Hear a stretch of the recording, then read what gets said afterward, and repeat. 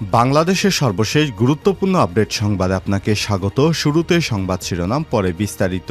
শুরুতেই জানিয়ে দিব, বিএনপির স্মরণকালের সবচেয়ে বড় গণসমাবেশ আজ। আন্তর্জাতিক গণতন্ত্র দিবস উপলক্ষে আজ মঙ্গলবার রাজধানীতে স্মরণকালের সবচেয়ে বড় গণসমাবেশ করার প্রস্তুতি নিয়েছে বাংলাদেশ জাতীয়তাবাদী দল বিএনপি। এরপর জানিয়ে দিব, উত্তরায় ছাত্র জনতার উপর গুলিবর্ষণকারী সেই সন্ত্রাসী দেলোয়ার গ্রেপ্তার। বৈষম্যবিরোধী ছাত্র আন্দোলন চলাকালে ছাত্রদের উপর গুলিবর্ষণকারী সেই সন্ত্রাসী দেলোয়ার হোসেন রুবেলকে গ্রেপ্তার করেছে র্যাপিড অ্যাকশন ব্যাটালিয়ন র্যাব। এদিকে খাদ্য গুদাম থেকে ৭১ লক্ষ টাকার চাল গম নিয়ে লাপাত্তা কর্মকর্তা। রংপুর সদর উপজেলা সরকারি খাদ্য গুদাম থেকে ১৪৪ মেট্রিক টন চাল, ৯,৫৪৪টি খালি বস্তা সহ গম আত্মসাতের অভিযোগ উঠেছে, যার আনুমানিক বাজার মূল্য ৭০,৯৩,০৫৬ টাকা। এই ঘটনায় সঠিক তদন্ত কমিটি আত্মসাতের অভিযোগের সত্যতা পেয়েছে। সিলগালা করা হয়েছে খাদ্য গুদামটি। একই সঙ্গে গুদামের ভারপ্রাপ্ত কর্মকর্তা ওসি এলএসডি কানিস ফাতেমার বিরুদ্ধে রংপুর মেট্রোপলিটন কোতোয়ালি থানায় একটি মামলা দায়ের করা হয়েছে। জানিয়ে দিব, লক্ষ্মীপুরে হত্যা মামলায় আওয়ামী লীগ নেতা গ্রেপ্তার। লক্ষ্মীপুরে পৃথক দুটি হত্যাসহ পুলিশের উপর হামলার ঘটনায় মামলার এজাহারভুক্ত আসামি আওয়ামী লীগ নেতা সৈয়দ আহমেদ পাটোয়ারিকে গ্রেপ্তার করা হয়েছে।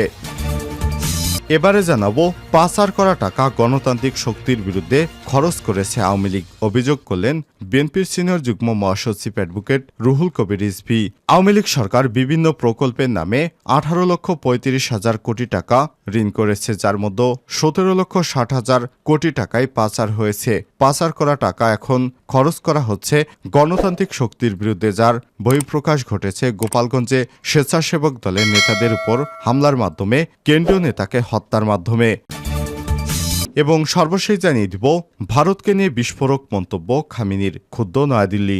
ভারতের সংখ্যালঘু মুসলিম সম্প্রদায় নিয়ে বিস্ফোরক মন্তব্য করেছেন ইরানের সর্বোচ্চ ধর্মীয় নেতা আয়াতুল্লাহ আলী খামেনি। তিনি বলেছেন, তারা যে দুর্দশার মধ্যে রয়েছে তার প্রতি অমনোযোগী হয়ে পড়লে নিজেদের মুসলিম হিসেবে বিবেচনা করতে পারবেন না। তবে তার এই মন্তব্য ভালোভাবে নেয়নি নয়াদিল্লি। এমনকি খামেনির এই মন্তব্যের নিন্দা জানিয়েছে মোদী সরকার। খবর অনুযায়ী ভারতের মুসলিমদের দুর্দশার কথা গাজা উপত্যকার ফিলিস্তিনিদের সঙ্গে তুলনা করেছেন খামেনি। পবিত্র ঈদে মিলাদুন্নবী দিনে এই তুলনা করেছেন খামেনি। তিনি বলেছেন, ভারতে যেভাবে মুসলিমদের দমন করা হচ্ছে, ভারতে মসজিদগুলো ভেঙে ফেলা হচ্ছে, সেটি কোনোভাবেই গাজার মানুষের সঙ্গে এবং ভারতের মুসলিমদের সঙ্গে সামঞ্জস্য রয়েছে। এ কারণে ক্ষুব্ধ হয়েছে নয়াদিল্লি। প্রিয় দর্শক, তাহলে কি ইরান এবার নয়াদিল্লির উপর প্রতিশোধ নিবে মুসলিমদের উপর হত্যা করার অপরাধে? এ বিষয়ে গুরুত্বপূর্ণ সংবাদ জানাবো, সঙ্গেই থাকুন। এতক্ষণ শুনছিলেন সংবাদ শিরোনাম, এবারে বিস্তারিত। তবে তার আগে বন্ধুরা, অনুরোধ থাকবে এই সংবাদটিতে একটি লাইক দিন। এই চ্যানেলে আপনি নতুন হয়ে থাকলে আমাদের সংবাদটি দেখতে দেখতে চ্যানেলটি সাবস্ক্রাইব করে রাখুন, যাতে করে বন্ধুরা আমাদের পরবর্তী লেটেস্ট আপডেট সংবাদগুলো সবার আগে আপনার কাছে পৌঁছে যায়। এবারে বিস্তারিত।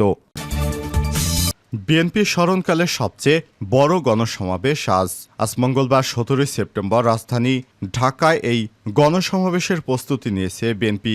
আজ দুপুর ২টায় নয়াপল্টনে বিএনপির কেন্দ্রীয় কার্যালয়ের সামনে এই সমাবেশের প্রস্তুতি নিয়েছে বিএনপি।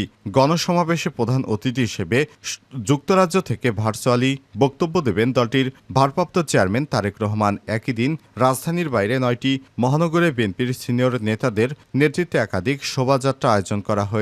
আন্তর্জাতিক গণতন্ত্র দিবস উপলক্ষে রাজধানী ঢাকায় গণসমাবেশ এবং ঢাকার বাইরে অন্য মহানগরগুলোতে ১৫ই সেপ্টেম্বর শোভাযাত্রা করার কথা ছিল বিএনপির, কিন্তু বৈরী আবহাওয়ার কারণে কর্মসূচি পিছিয়ে মঙ্গলবার করার ঘোষণা দেয় দলটি। এদিকে স্মরণকালে রাজধানীর মহানগর উত্তর ও দক্ষিণ জেলা ছাড়াও আশপাশের সকল জেলা এবং মহানগর থেকে নেতাকর্মীরা এই সমাবেশে যোগ দেবেন। সংশ্লিষ্ট নেতারা জানিয়েছেন, এই সমাবেশ থেকে তারেক রহমান দলীয় নেতাকর্মীদের উদ্দেশ্যে নতুন বার্তা দেবেন।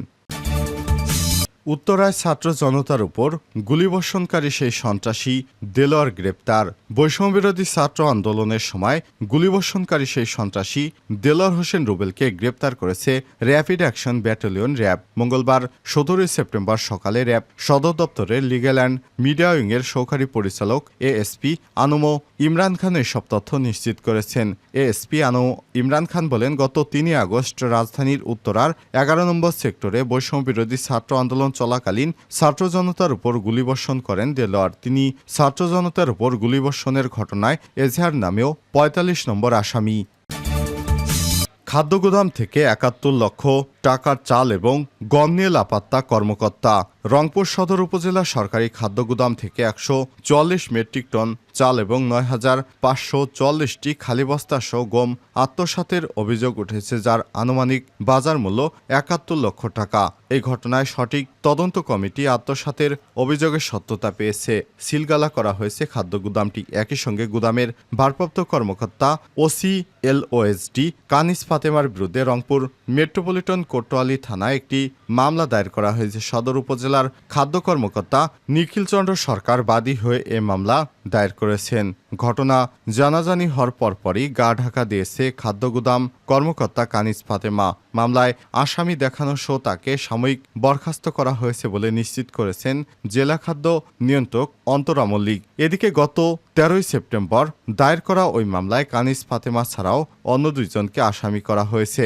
তারা হলেন গুদামের লেবার সর্দার রবিউল ইসলাম এবং নিরাপত্তা প্রহরী চঞ্চল সিং। বর্তমানে ওই গুদামে ভারপ্রাপ্ত কর্মকর্তা হিসেবে নিয়োগ দেওয়া হয়েছে নুরুন্নবী বাবুকে। জেলা খাদ্য নিয়ন্ত্রক এবং সদর এলএসডির একাধিক কর্মকর্তার সূত্র থেকে জানা গেছে কানিস ফাতেমা রংপুর সদর এলএসডি গুদামের প্রধান কর্মকর্তা হিসেবে ১.৫ বছরের বেশি সময় ধরে দায়িত্ব পালন করে আসছিলেন। এ সময়ের মধ্যে তিনি কোটি কোটি টাকা মূল্যের চাল ও গম কালোবাজারে বিক্রি করে পুরো টাকা আত্মসাৎ করে দিয়েছেন।